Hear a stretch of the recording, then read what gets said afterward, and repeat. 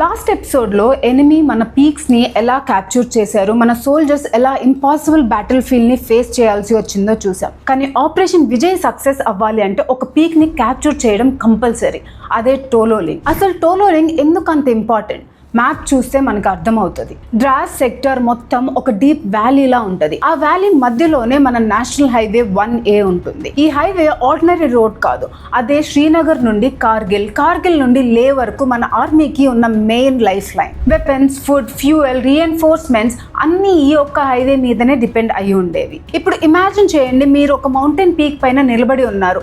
కింద ఉన్న రోడ్ మొత్తం మీకు క్రిస్టల్ క్లియర్ గా కనిపిస్తుంది. ప్రతి మిలిటరీ ట్రక్, ప్రతి కాన్వాయ్, ప్రతి మూవ్మెంట్ ఈజీగా అబ్జర్వ్ చేయొచ్చు. టోలోలింగ్ పీక్ ఎగ్జాక్ట్లీ అదే అడ్వాంటేజ్ ఇచ్చింది.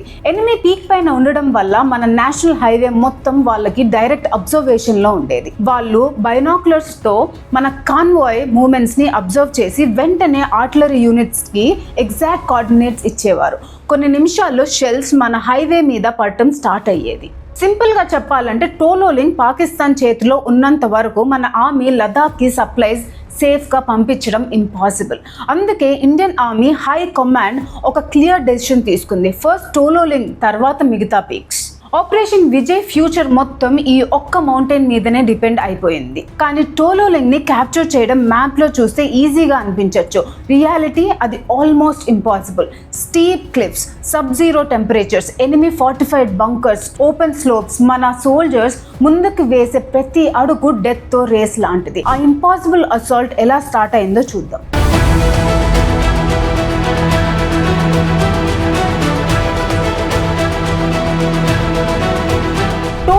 పీక్ పైకి వెళ్లే మెయిన్ రిడ్జ్ లైన్ చాలా నారోగా ఉంటుంది. ఒక సైడ్ డీప్ వ్యాలీ, ఇంకో side almost vertical rock face.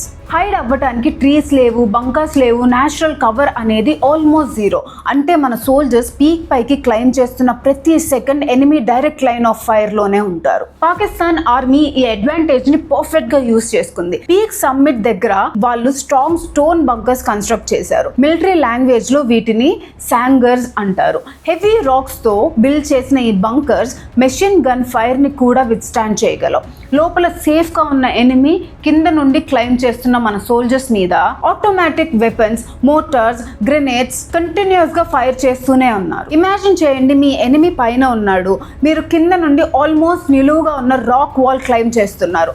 అది కూడా 30 కిలోస్ కన్నా ఎక్కువ ఎక్విప్మెంట్ క్యారీ చేస్తూ మైనస్ టెంపరేచర్స్ లో ఆక్సిజన్ తక్కువ ఉన్న ప్లేస్ లో ఒక చేతిలో రైఫిల్, ఇంకో చేతితో రాక్స్ పట్టుకొని పైకి వెళ్ళాలి. అది మన jawan situation. Initial assault responsibility 18 grenadier battalion కి ఇచ్చారు. మన సోల్జర్స్ ఎక్స్ట్రాడినరీ కరేజ్ తో అటాక్ స్టార్ట్ చేశారు. కానీ ఎనిమీ ఫైరింగ్ ఇంటెన్సిటీ ఎక్స్పెక్టెడ్ దానికన్నా చాలా ఎక్కువగా ఉంది. ప్రతి అటెంప్ట్ హెవీ రెసిస్టెన్స్ ఫేస్ చేసింది. ఫార్వర్డ్ అసాల్ట్ ని లీడ్ చేస్తున్న మేజర్ రాజేష్ అధికారి తన మెన్ ముందు ఉండి ఎనిమీ బంకర్స్ ని అప్రోచ్ చేస్తున్న టైంలో హెవీ ఎనిమీ ఫైర్ కి గురై వీర మరణం పొందారు. ఆయన సాక్రిఫైస్ ఎంటైర్ బెటాలియన్ ని డీప్ గా ఎఫెక్ట్ చేసింది. సిచ్యువేషన్ ఇంకా డేంజరస్ గా మారింది. వూండెడ్ సోల్జర్స్ ని రెస్క్యూ చేయడానికి second in command lieutenant colonel R Viswanathan forward position కి వెళ్లారు. కానీ ఎనిమీ ఫైరింగ్ మధ్యలోనే ఆయన కూడా సుప్రీం సాక్రిఫైస్ చేశారు. కొన్ని రోజుల్లోనే ఇండియన్ ఆర్మీకి ఒకటి క్లియర్ గా అర్థమైంది. కరేజ్ ఒక్కటే సరిపోదు, డైరెక్ట్ ఫ్రంటల్ అసాల్ట్స్ తో టోలోలింగ్ ని గెలవడం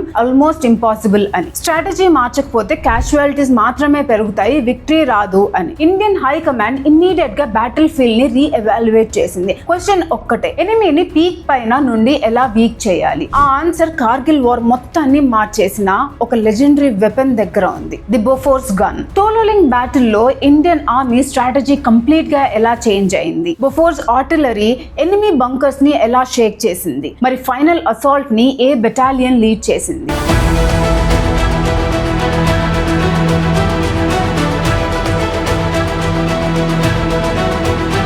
బోఫోర్స్ ఆర్టిలరీ కంటిన్యూస్ గా ఫైర్ చేస్తుండడం వల్ల ఎనిమీ బంకర్స్ కంప్లీట్ గా షేక్ అయిపోయాయి. సప్లై లైన్స్ ఆల్మోస్ట్ కట్ అయిపోయాయి. కానీ టోలోలింగ్ ఇంకా మన చేతుల్లో లేదు. ఆర్టిలరీ ఒక మౌంటైన్ ని వీక్ చేయగలదే కానీ ఆ పీక్ ని క్యాప్చర్ చేయాలంటే ఇన్ఫెంట్రీ సోల్జర్ పైకి క్లైమ్ చేయాల్సిందే. అప్పుడే ఇండియన్ ఆర్మీ ఫైనల్ అసాల్ట్ రెస్పాన్సిబిలిటీని సెకండ్ బెటాలియన్ రాజ్పుటానా రైఫిల్స్ కి అప్పగించారు. కమాండ్ చేస్తున్న ఆఫీసర్ కల్నల్ ఎంబి రవీంద్రనాథ్. ఆయన తన ఆఫీసర్స్ కి ఒక సింపుల్ ఆర్డర్ ఇచ్చారు. టుమారో టుమారో మార్నింగ్ టోలోలింగ్ మీద తిరంగా ఎగరాలి అని. జూన్ 12, 1999 రాత్రి కంప్లీట్ డార్క్నెస్ కవర్ లో రాజ్పుటానా రైఫిల్ సోల్జర్స్ సైలెంట్ గా మౌంటైన్ క్లైమ్ చేయడం స్టార్ట్ చేశారు. No lights, no talking, no second chances. ఒక సైడ్ ఆల్మోస్ట్ వర్టికల్ రాక్, ఇంకొక side hundreds of feet deep valley. ఒక రాంగ్ స్టెప్ అంటే డైరెక్ట్ డెత్.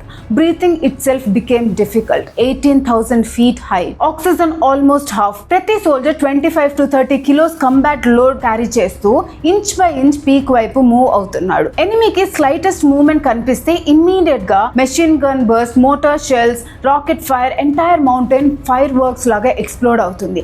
కానీ రాజ్పుటానా రైఫిల్ సోల్జర్స్ రిట్రీట్ అనే వర్డ్ ని మర్చిపోయారు. Forward, only forward. Leading from the front, Major Vivek Gupta, Major Padmapani Acharya. Major Acharya direct గా first assault column ని lead చేస్తూ enemy sangars వైపు చార్జ్ చేశారు. హెవీ ఫైరింగ్ మధ్య కూడా తన మెన్ ని ఇన్స్పైర్ చేస్తూ ముందుకు తీసుకెళ్లారు. కానీ ఎనిమీ బుల్లెట్స్ ఆయన్ని మల్టిపుల్ టైమ్స్ హిట్ చేశాయి. తీవ్రంగా గాయపడినా ఆయన ఆగలేదు. ఫైనల్ బ్రెత్ వరకు కీప్ మూవింగ్ ఫార్వర్డ్ అనే స్పిరిట్ తో ఫైట్ చేస్తూనే ఉన్నారు. ఆయన అక్కడే వీరమరణం పొందారు. కానీ ఆయన సాక్రిఫైస్ వేస్ట్ అవ్వలేదు. Enemy first defensive line finally crack అవ్వడం స్టార్ట్ అయింది. కానీ టోలోలింగ్ సమ్మిట్ ఇంకా క్లియర్ అవ్వలేదు. మిడ్ నైట్ నుండి డాన్ వరకు ఇండియన్ ఆర్మీ హిస్టరీలో one of the most brutal hand to hand battle start అవ్వబోతుంది. June 12 midnight Tololing peak మొత్తం గన్ ఫైర్ సౌండ్స్ తో మారుమోగిపోతుంది. డార్క్నెస్ మధ్య Indian army and Pakistani soldiers almost face to face distance లో fight చేస్తున్నారు. ఇక్కడ లాంగ్ రేంజ్ బ్యాటిల్ లేదు, missiles లేదు. It was pure close quarter combat. Rajputana rifle soldiers ఒక బంకర్ తర్వాత ఒక బంకర్ సిస్టమాటికల్లీ క్లియర్ చేస్తూ ముందుకు వెళ్లడం స్టార్ట్ చేశారు.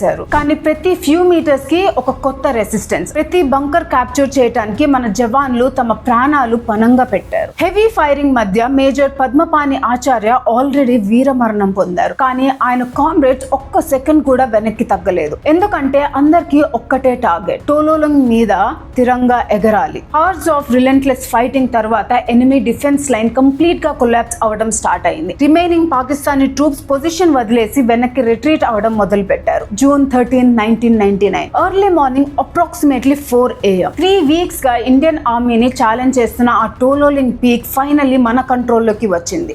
రాజ్పుటానా రైఫిల్ సోల్జర్స్ ఆ ఫ్రీజింగ్ మౌంటైన్ సమ్మిట్ మీద మన తిరంగాని గర్వంగా ఎగరవేశారు. ఆ మూమెంట్ కేవలం ఒక పీక్ క్యాప్చర్ కాదు, ఆపరేషన్ విజయ్ కి first major breakthrough. Tololing victory Indian army morale ని కంప్లీట్ గా మార్చేసింది.